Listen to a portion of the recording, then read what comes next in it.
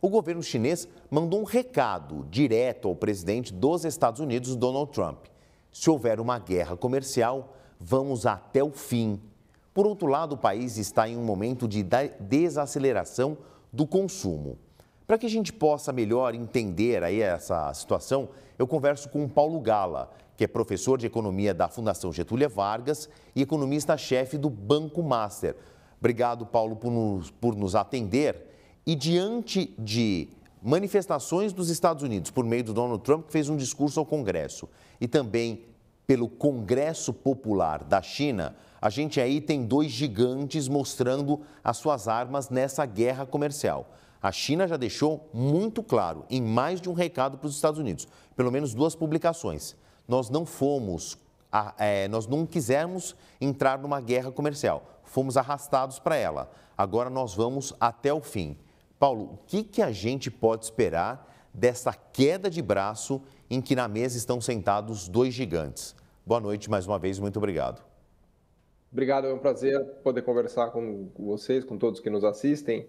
Bom, antes de mais nada, dizer que a China hoje tem uma dependência muito grande de produção industrial, de exportação desses produtos, inclusive para os Estados Unidos, né? Ainda a economia americana é o maior destino da China.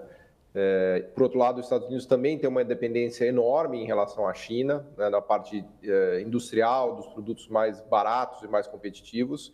Então, eu costumo dizer que é uma espécie de relação de gêmeos siameses, assim, eles estão umbilicalmente ligados, porque a China depende do mercado consumidor americano e os Estados Unidos depende da capacidade produtiva chinesa.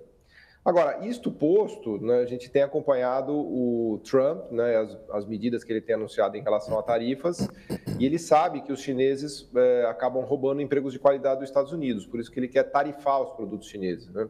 Mas se ele tarifar demais, ele também vai provocar inflação nos Estados Unidos. Então, eu acho que tem muito de ameaças, né, muito de negociação, mas no final do dia ele acaba cedendo. E a China também vai retaliar, né, já anunciou que vai colocar tarifas em produtos, especialmente agrícolas, que ela importa muito, né, os Estados Unidos exporta para a China.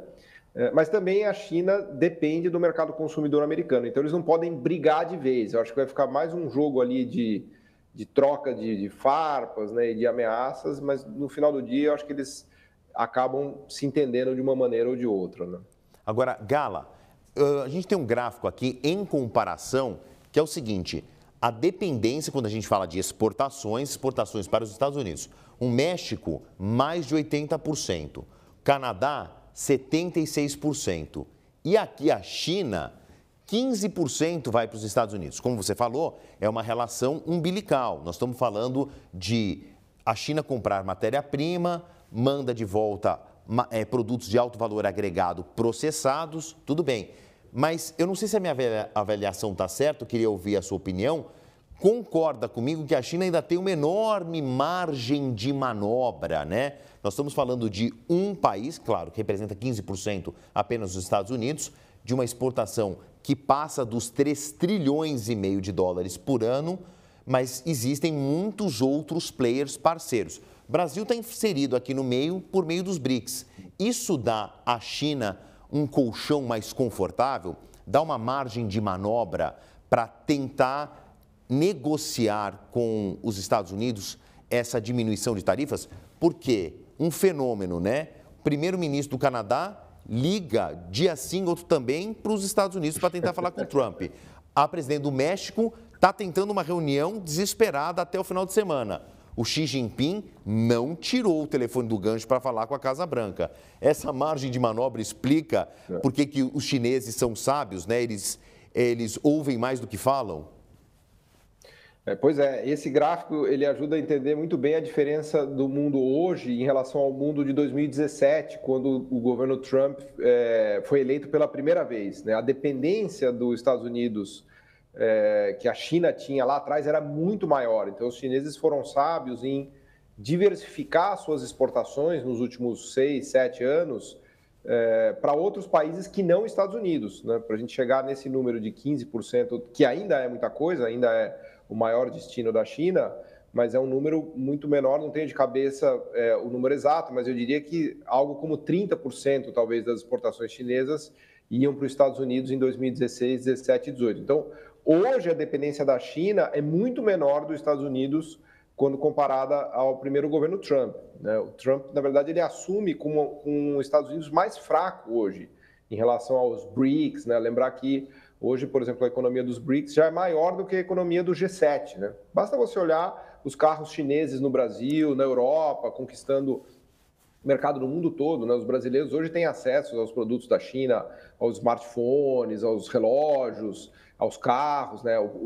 A conquista da China do mundo, né? Dos produtos chineses no mundo é uma realidade, né? Todo mundo sente isso na pele. Então, a margem de manobra dos chineses é muito maior do que dos canadenses e dos mexicanos, né? Esse gráfico mostra que Canadá e México são quase um estado mexicano, né? Que o Trump tem dito isso, né, de maneira até meio arrogante, mas o fato é que, economicamente, eles são muito dependentes dos Estados Unidos. Então, a diferença entre China, Canadá e México é bastante grande, né? Apesar de, se a gente fizesse essa leitura da ótica dos Estados Unidos, né, os Estados Unidos importa quase 15% da China, quase 15% do México e quase 15% do Canadá. São os três grandes origens das importações americanas, né? Mas, invertendo a perspectiva, como você bem mostrou nesse gráfico, os Estados Unidos não é tão importante assim para a China como é para México e para Canadá. Então, a negociação com a China será mais dura, bem mais dura do que com o Canadá e com o México, porque essa margem de manobra hoje existe, né? Algo que não era exatamente assim em 2016 e 2017, né? E o Trump hoje lida com uma situação bem mais difícil, né? Sem querer ser repetitivo, eu me despeço dos nossos entrevistados, sempre falando a mesma coisa, porque é um fato.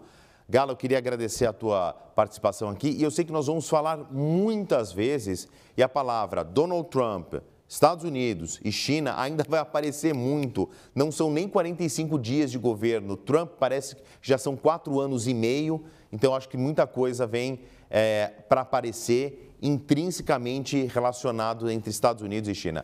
Queria agradecer mais uma vez o Paulo Gala, que é professor de economia da Fundação Getúlio Vargas e economista-chefe do Banco Master, sempre nos atende aqui com muita atenção. Obrigado, Gala, até a próxima. Obrigado, é um prazer conversar com todos vocês. Obrigado.